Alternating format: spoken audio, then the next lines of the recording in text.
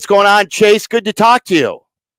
Yeah, you too, man. How's everything going? Appreciate y'all having me on. Oh, things are good here, Chase. As you can imagine, there's a lot of excitement about the Bears quarterback. Oh, dude, I'm excited about the Bears quarterback.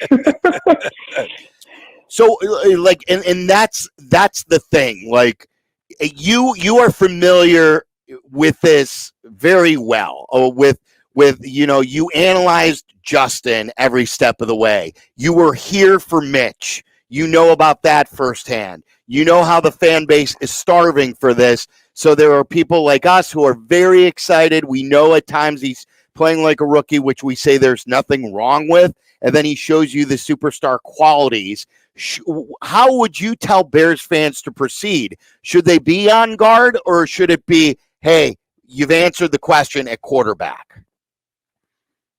Well, that's a great question. I mean, look, I was a huge Justin Fields fan. I just think with Caleb, man, like, it is really hard. I'm going to be honest, even as an analyst, it's hard not to get excited about him, right? It's exactly what the fans are doing. And rightfully so. I mean, dude, we haven't had a 4,000-yard passer in the history of the franchise.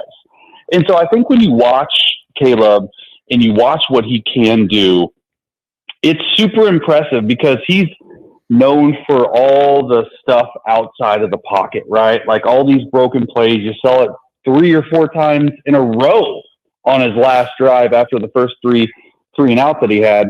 And so I just think he has to continue his development. I think that fans are going to you're not going to temper Chicago Bears fans' expectations because they've seen what he can be, even if it is preseason. I'm more interested in the quarterback room and how is he getting taught and how is he understanding the new offense, and are they going to put him under center more so than not? Because he did have some good under center plays, like play action. You can't just be in shotgun RPO, spread it out every time.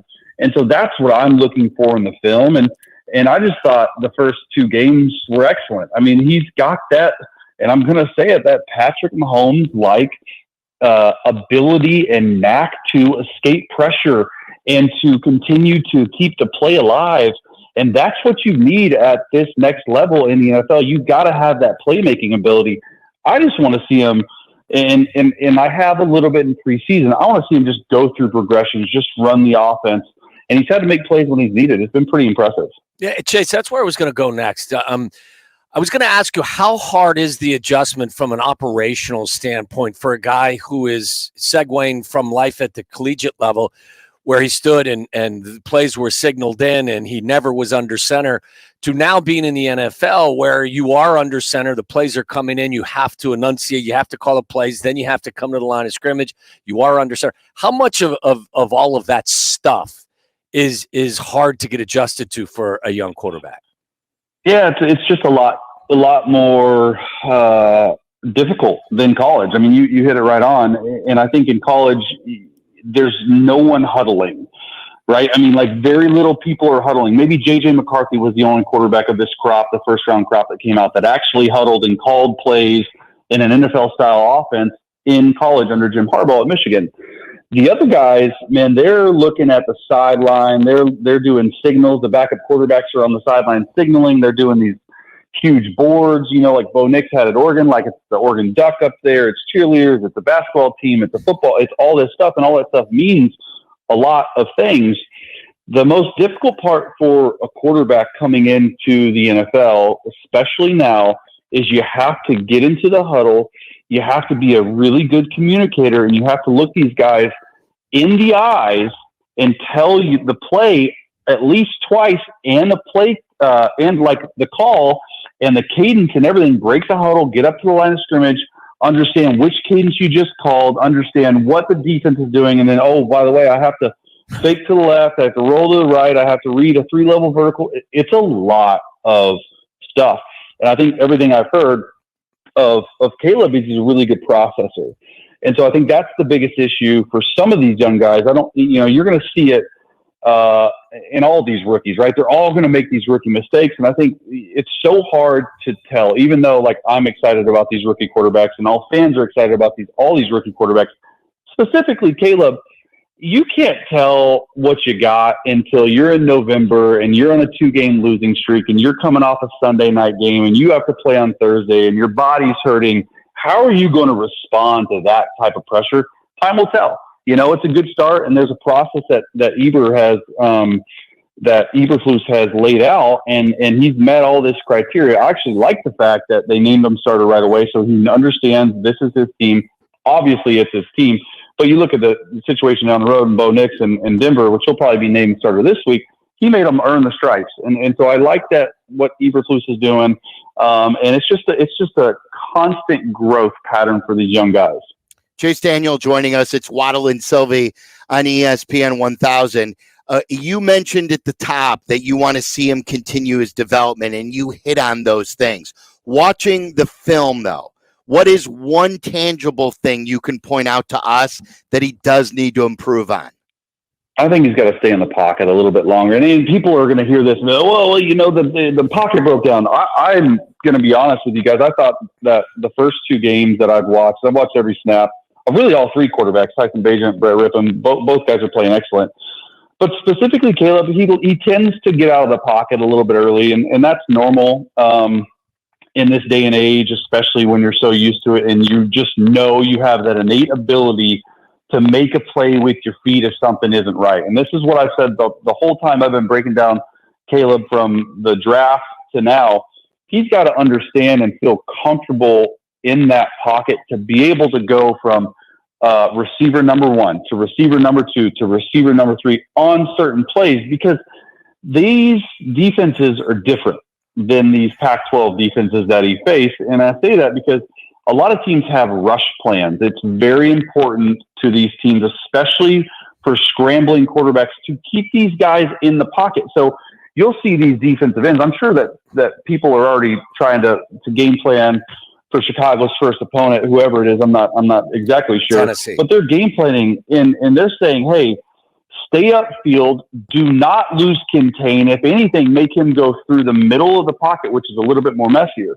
So he's going to have to understand and learn how to maneuver within the pocket, which he does. But those are a few things that I've seen the first game that I just like to see a little bit better as the season progresses. Chase, I grew up here. I grew up a Cubs fan here, and I always heard that, the Cubs haven't won a World Series for 100 years, 105 years, and then it became 108 years because of this. Like at one time it was there are too many day games or there's too much pressure, and everyone would always come up with their theory on why the Cubs had the longest drought in sports. That's been taken over by this Bears quarterback drought. Now that the Cubs have won the World Series that you just mentioned, the 30 touchdowns, the 4,000 yards, you were here. So you saw it from the inside out. What is your theory on why? Why is it that no quarterback has ever truly hit superstardom?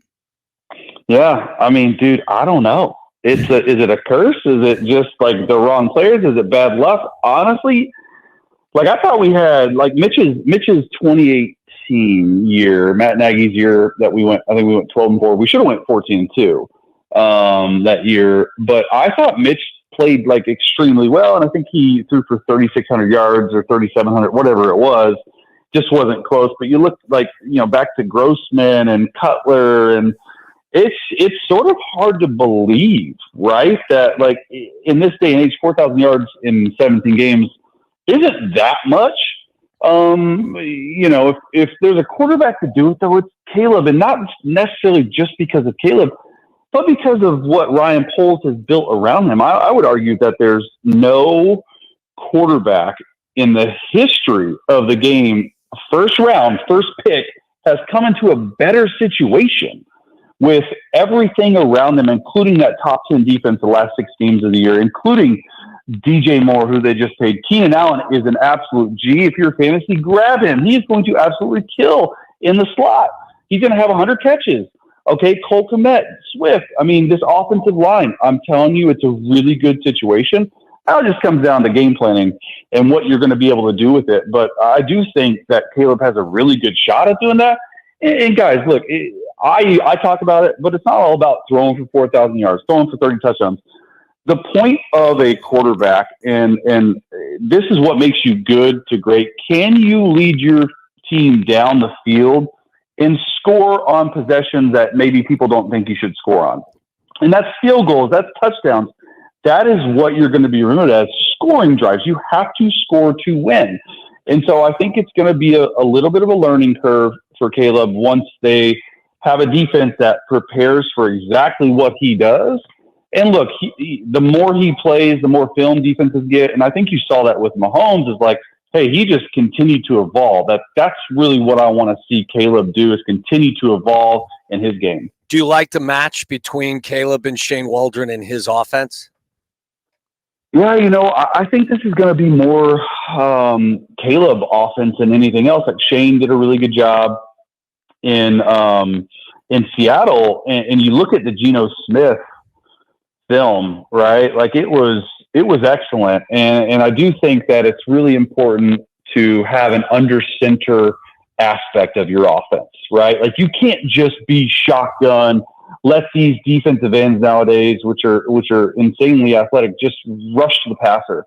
So I do think the play action pass game that Waldron has brought has been excellent.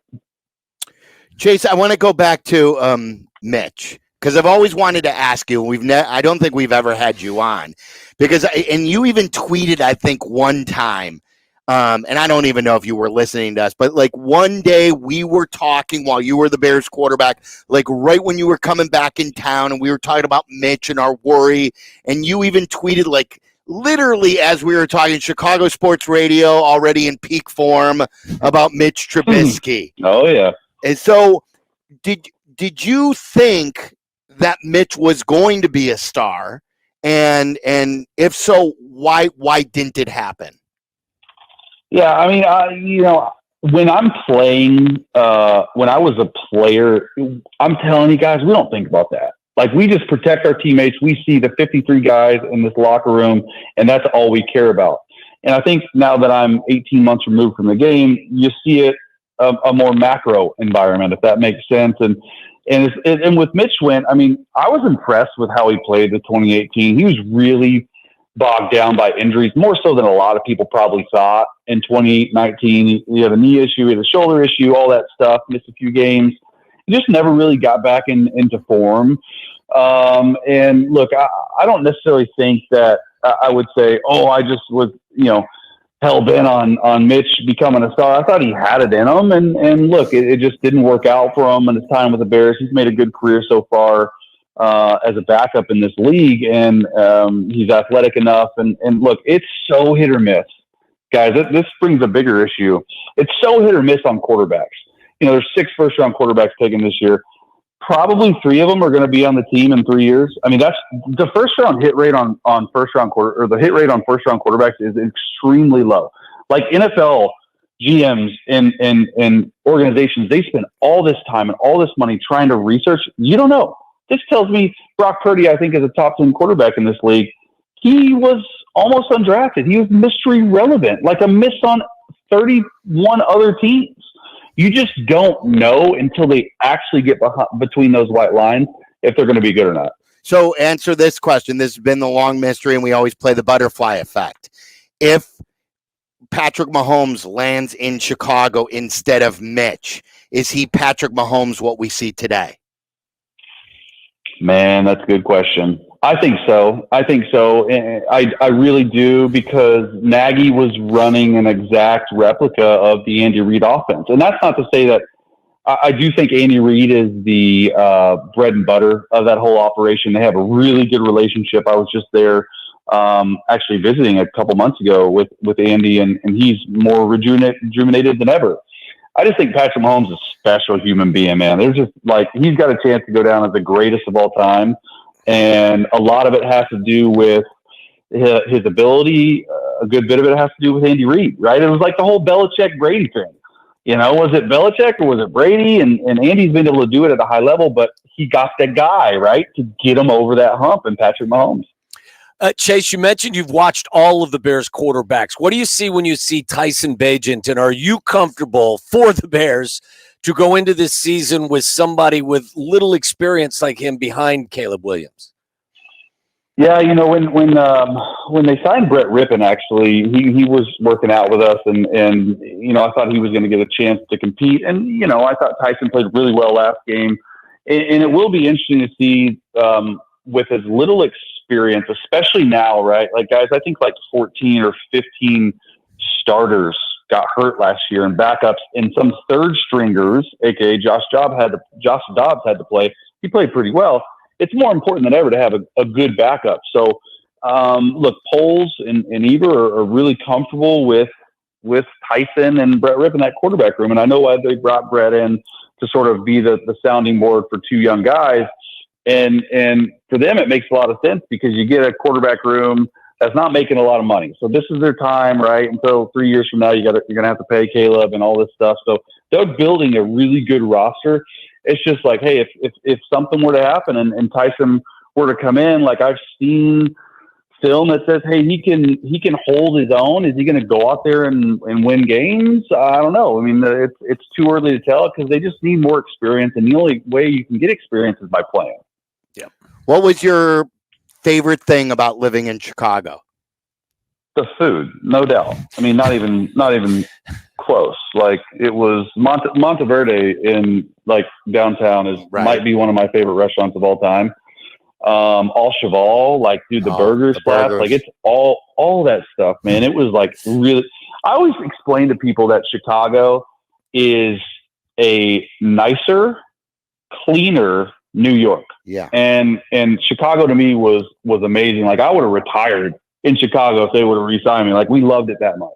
People don't realize how good the food is. Like what a great food town it is. Excellent. And you got Midwest people, so no one's really mean to you. Everyone just says hi and hello and good morning. And you know, you get on the East Coast, it's like a little bit different. Yeah. Well, you're doing great work.